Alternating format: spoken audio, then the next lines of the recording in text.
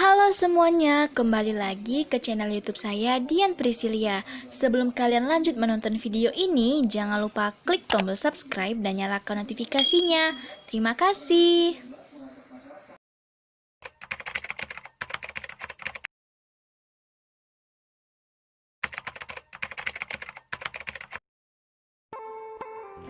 Kalimantan merupakan pulau yang dikelilingi hutan hujan tropis. Keindahan hutan hujan tropis ini menyimpan bermacam ragam habitat dari dataran rendah hingga daerah pegunungan hutan. Kalimantan Barat adalah sebuah provinsi di Indonesia yang terletak di Pulau Kalimantan dengan ibu kota provinsi yaitu Kota Pontianak. Hutan hujan tropis disebut sebagai paru-paru dunia karena berdasarkan penelitian bahwa hutan ini menghasilkan hampir 40% oksigen yang ada di bumi. Pontianak merupakan ibu kota Kalimantan Barat yang didirikan pada 23 Oktober 1771. Memiliki luas wilayah sebesar 107,82 km persegi.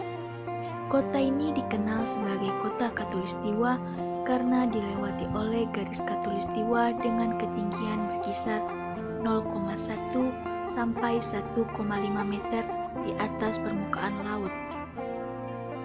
Oleh karena itu, kota Pontianak termasuk bagian dataran rendah, sehingga jenis tanah di kota Pontianak terdiri dari tanah gambut yang terbentuk di daerah rawa dengan ketebalan mencapai 1 sampai 6 meter. Kemudian tanah humus yang bersifat gembur dan berwarna gelap, serta tanah aluvial yang terbentuk dari endapan halus di aliran sungai. Kota Pontianak yang memiliki iklim tropis dengan suhu 28 hingga 30 derajat Celcius yang secara geografis terletak di sekitar ekuator yang dibatasi oleh dua garis lintang, yaitu 23,5 derajat lintang selatan sampai 23,5 derajat lintang utara. Kalimantan yang dikenal sebagai hutan hujan tropis lambat laun tergeserkan karena adanya alih fungsi lahan. Berdasarkan Badan Pusat Statistik Kota Pontianak, pada tahun 2017, Kota Pontianak memiliki jumlah penduduk sebesar 627.021 jiwa. Jumlah ini sudah dapat dikatakan sebagai klasifikasi kota besar. Jumlah penduduk Pontianak semakin tahun akan semakin meningkat, dan peningkatan ini mengikut sertakan peningkatan pembangunan untuk dijadikan lahan pemukiman. Selain itu, alih fungsi lahan sawah pertanian yang berada di Pontianak juga dipergunakan untuk sektor industri, perkebunan, perkantoran, perdagangan dan jasa, serta bangunan-bangunan tinggi lainnya sebagai tanda berkembang dan berjalannya proses infrastruktur suatu kota. Alih fungsi lahan yang terjadi di Kota Pontianak dalam satuan hektar pada tahun 2016 adalah untuk lahan pertanian sawah sebesar 221 hektar, lahan pertanian bukan sawah seperti perkebunan sebesar 3.576 hektar, serta lahan bukan pertanian sebesar 6.985 hektar. Tetapi sangat disayangkan seringkali cara alih fungsi lahan tidak dilakukan secara bijak dan tepat oleh para oknum. Untuk menjalankan alih fungsi lahan secara cepat dan efisien dalam waktu, beberapa oknum melakukan pembakaran hutan, penebangan, atau pembabatan hutan secara liar. Hal ini dilakukan dengan tujuan menjual hasil sumber daya alam untuk kepentingan pribadi. Dampak dari alih fungsi lahan yang terjadi hingga cara yang salah dalam alih fungsi lahan menjadi lahan non-pertanian mampu menyebabkan polusi udara meningkat. Hal ini sering terjadi di Kota Pontianak pada bulan tertentu dalam kurun waktu 1 tahun. Kemudian yang terjadi juga adalah terganggunya ekosistem alam seperti banjir serta tanah longsor. Dan yang terakhir adalah menurunnya produksi pangan nasional, di mana dalam skala besar stabilitas pangan nasional juga akan sulit tercapai, mengingat jumlah penduduk yang semakin tahun semakin meningkat, sehingga kebutuhan pangan juga bertambah, namun lahan pertanian justru semakin berkurang. Karena maraknya alih fungsi lahan yang terjadi, akhirnya pemerintah mengeluarkan Undang-Undang Nomor 41 Tahun 2009 yang berisi tentang lahan pertanian pangan berkelanjutan untuk mengatur penetapan lahan abadi agar terlindungi dari upaya alih fungsi lahan.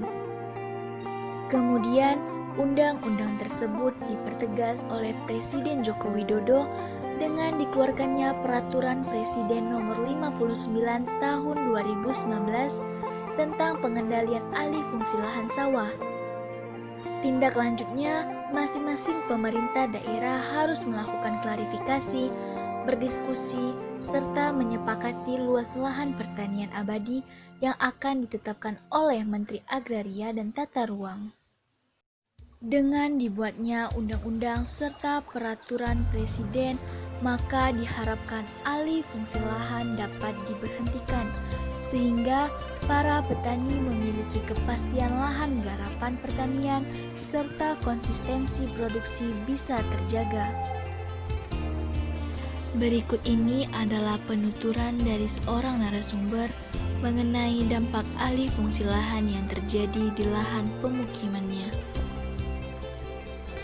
Rumah orang tua saya ini dibeli pada tahun 1980 dan dibangun oleh bapak dan ibu pada tahun 1983. Sewaktu tanah ini dibeli, yang ada di tanah tersebut adalah pohon-pohon rambutan, pohon-pohon durian, pohon kopi, dan tentu saja tanaman pakis. Setelah rumah dibangun, ternyata banyak juga tetangga-tetangga yang membangun rumah di daerah sekitar kami, sehingga gang ini tidak ada lagi hutan yang tersisa.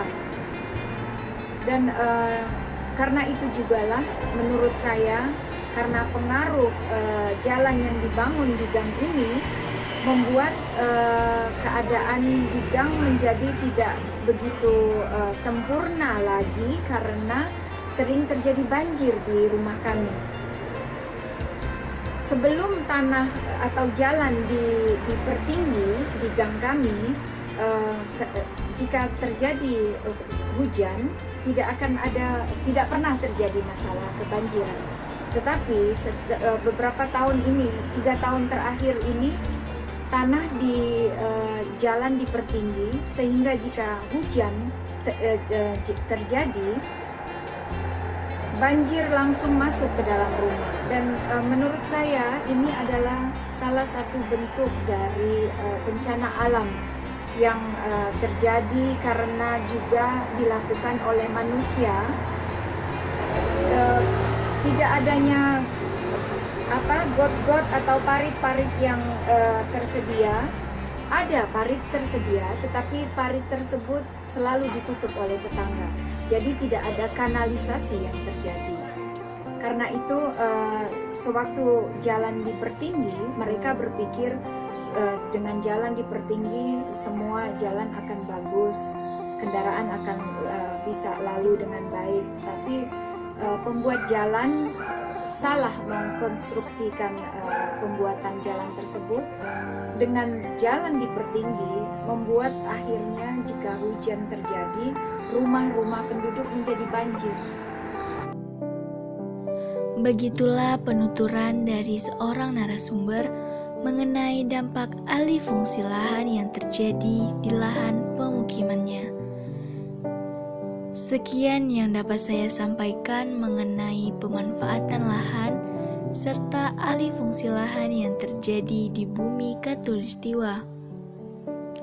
Semoga video ini bermanfaat untuk kalian semua.